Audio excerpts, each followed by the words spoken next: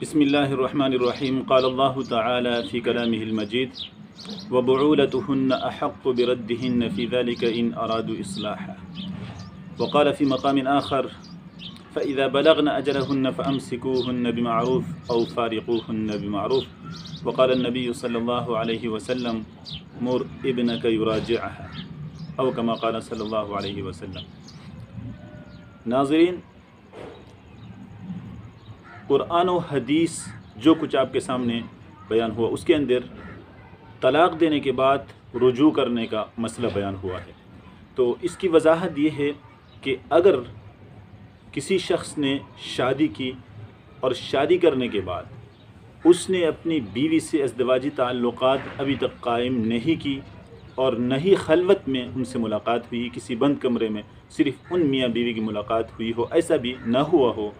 اس کے بعد اگر خدا نخواستہ اس عورت کو طلاق ہو جاتی ہے اور طلاق بھی خاوند لفظ طلاق سے دیتا ہے، تجھے طلاق ہے، تجھے طلاق ہے، ایک دفعہ یا دو دفعہ،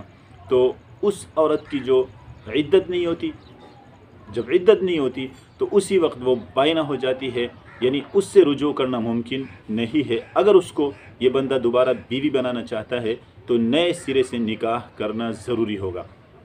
اللہ قرآن میں فرماتے ہیں یا ایھا الذین آمنوا اذا نکحتم المؤمنات ثم طلقتموهن من قبل ان تمسوهن فما لكم علیہن من عدت تعتدونها۔ ایمان والو، تم نے اگر عورتوں سے نکاح کیا اور تم نے ان کو ہاتھ لگانے سے پہلے ان کو طلاق دی تو ان کے اوپر کوئی عدت نہیں ہے۔ لیکن اگر شادی کرنے کے بعد اس عورت سے صحبت کی ہے یا اس سے خلوت میں ملاقات ہوئی ہے، اس کے بعد اس کو اگر یہ طلاق دیتا ہے اور طلاق بھی لفظ طلاق کا لفظ استعمال کر کے دیتا ہے، ایک طلاق ہو یا دو طلاق، تو اس عورت کو عدت کے اندر اس کے لیے اگر دوبارہ اس کو اپنی بیوی بنانا چاہتا ہے، اپنے گھر میں لانا چاہتا ہے، تو یہ نئے سرے سے نکاح کرنے کی ضرورت نہیں ہے۔ جب تک عدت ہے اس کی، اس عدت کے اندر اس سے رجوع کرنا کافی ہوگا۔ رجوع کا مطلب یہ ہے کہ یا زبان سے کہہ دے کہ میں نے رجوع کر لیا، بیوی کو بتانا کوئی ضروری نہیں، اگر بیوی کو بتا دے تو مستحب ہے، اور بہتر یہ ہے کہ یہ کہتے ہوئے دو بندوں کو گواہ بھی بنا لے،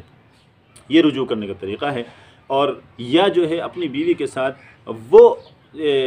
مطلب ازدواجی تعلقات قائم کرے، اگر وہ گھر میں ہے، چونکہ عدت تو گھر میں ہی گزارتی ہے، جہاں اس کو طلاق ہوتی ہے وہیں گزارتی ہے، اس کے ساتھ جو ہے اگر زبان سے کہے بغیر بھی اس کے ساتھ ازدواجی تعلقات قائم کیا تو یہ بھی رجوع شمار ہو جائے گا۔ لیکن بہتر یہ ہے کہ زبان سے ہی رجوع کرے، زبان سے یہ کہہ دے کہ میں نے رجوع کر لیا۔ تو یہ جو رجوع کرنے کا طریقہ تھا،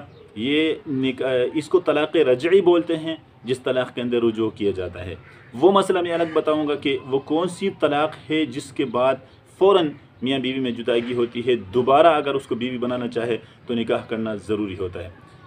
یہاں یہ رجوع کا مسئلہ ہے، اس کو قرآن و سنت سے ہم جب دیکھتے ہیں تو اللہ نے قرآن میں فرمایا وَبُعُولَتُهُنَّ أَحَقُّ بِرَدِّهِنَّ فِي ذَلِكَ إِنْ أَرَادُوا إِصْلَاحًا۔ وَبُعُولَتُهُنَّ ان کے خاوند، یعنی ان جن کو طلاق ہوئی ہے ان کے خاوند جو ہے وہ زیادہ ان کے حقدار ہیں، بِرَدِّهِنَّ ان سے رجوع کرنے کا، ان کو لوٹانے کا، فی ذالک اس عدت کے اندر۔ یہاں اس طلاق ہونے کے باوجود بھی اللہ فرماتے ہیں ان کے خاوند، یعنی یہ ان کے خاوند ہیں، ابھی تک یہ ان کے خاوند ہیں۔ جب یہ ان کے خاوند ہیں تو وہ ان کی بیوی بھی ہے۔ اس اشارۃ النص سے یہ پتہ چل رہا ہے کہ وہ ابھی تک اس کی بیوی ہے، دوبارہ نکاح کرنے کی ضرورت نہیں ہے۔ اس سے واضح آیت ہے فَإِذَا بَلَغْنَ أَجَلَهُنَّ فَأَمْسِكُوهُنَّ بِمَعْرُوفٍ وَفَارِقُوهُنَّ بِمَعْرُوفٍ۔ عدت پوری ہونے لگے تو ان سے رجوع کرو یا پھر ان کو جدا کرو۔